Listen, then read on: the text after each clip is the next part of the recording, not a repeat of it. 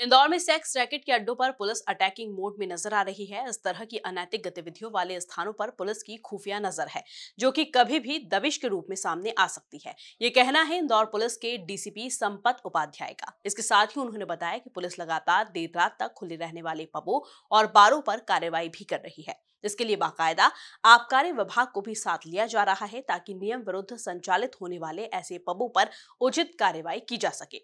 इन्हीं मुद्दों को लेकर डीसीपी संपत उपाध्याय से खास बातचीत की हमारे स्पेशल करस्पॉन्डेंट युवराज सिंह पुरावत ने। भारत देश का सबसे स्वच्छ शहर है इंदौर, परंतु इंदौर में इन दिनों वेस्टर्न कल्चर हावी हो रहा है। जी हां, इंदौर में ऐसे कई पब्स हैं जो कि लेट नाइट तक संचालित होते हैं।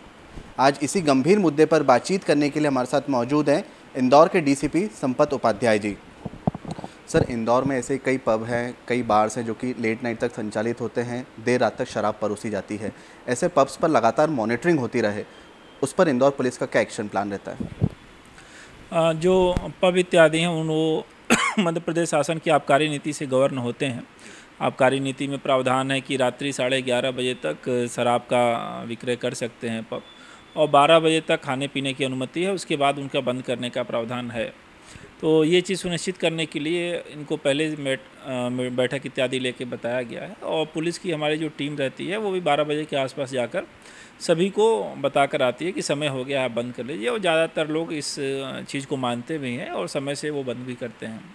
लेकिन बीच बीच में कई बार ये घटनाएं आती हैं कि कुछ पब के लोग हैं जो जो शासन का निर्देश है उसका पालन नहीं करते, उल्लंघन करते हुए पाए जाते हैं। तो उस पर पुलिस जो भी वैधानिक कार्रवाई होती है वो करती है, और समय समय पे अपने मुखबिर तंत्र के माध्यम से भी पुलिस पता करने का प्रयास करती है कि कहीं कोई ऐसी घटना है जहां पर 12 बजे के बाद अगर कोई खुला हुआ है तो उसको बंद कराने का पुलिस कार्य करती है, और आगे जो वैधानिक कार्रवाई होती है उसके संबंध में भी उल्लेख किया जाता है। क्योंकि ये पूरा इनको अनुमति देने का जो सिस्टम है वो आबकारी विभाग से जुड़ा हुआ है। कोई भी पब कहाँ खुलेगा, कैसे खुलेगा, इस संबंध में पुलिस का कोई से नहीं होता है, सीधा आबकारी विभाग उसको देखता है। तो ज़्यादातर पत्र हमको उनको लिखने पड़ते हैं, और वो अपने हिसाब से जो भी उनका जुर्माना या कार्रवाई होती है वो समय समय पर करते हैं। तो इसमें हमारा ये भी प्रयास रहता है कि आबकारी विभाग की टीम को भी साथ में इन्वॉल्व रखा जाए, ताकि वो भी उस चीज़ों को देखें और उसमें जो भी उनको शासन के द्वारा शक्तियाँ दी गई हैं उनका उपयोग करके इनके ऊपर नियंत्रण करें। सर, त्योहारों का मौसम आने वाला है, ऐसे में सुरक्षा इंतज़ामों को लेकर इंदौर पुलिस का क्या प्लान है? सुरक्षा को लेके काफ़ी चाक चौबंद व्यवस्था इंदौर पुलिस की है। इंदौर का जो माहौल है, काफ़ी लोग त्यौहार हर्षोल्लास के साथ मनाते हैं, और ये सावन का महीना चल रहा है। जैसे जैसे महीना बीतेगा आगे धीरे धीरे त्यौहार आने शुरू होंगे, तो उसमें जो जैसा त्यौहार है उस हिसाब से उसमें व्यवस्था लगाई जाती है। एक मुहर्रम भी पड़ेगा, इसके अलावा रक्षाबंधन है, अन्य भी त्यौहार हैं। तो जहाँ जैसी भीड़ होती है, जुलूस होता है, तो उन संबंध में लोगों से बैठक ली जाती है, जानकारी इकट्ठा की जाती है, और जिस कार्यक्रम में जैसी व्यवस्था की ज़रूरत होती है वैसी पुलिस की व्यवस्थाएं लगाई जाती हैं।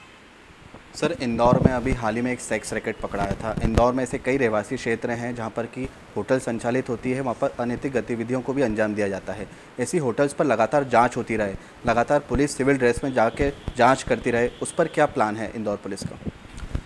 जहाँ भी अवैध गतिविधियाँ होती हैं, जहाँ कानून का उल्लंघन होता है, वहाँ पुलिस कार्रवाई करती है। और जैसा मामला आपने बताया, उनमें भी जो जानकारी पुलिस को प्राप्त होती है तो उस पर जांच पड़ताल करके कार्रवाई की जाती है।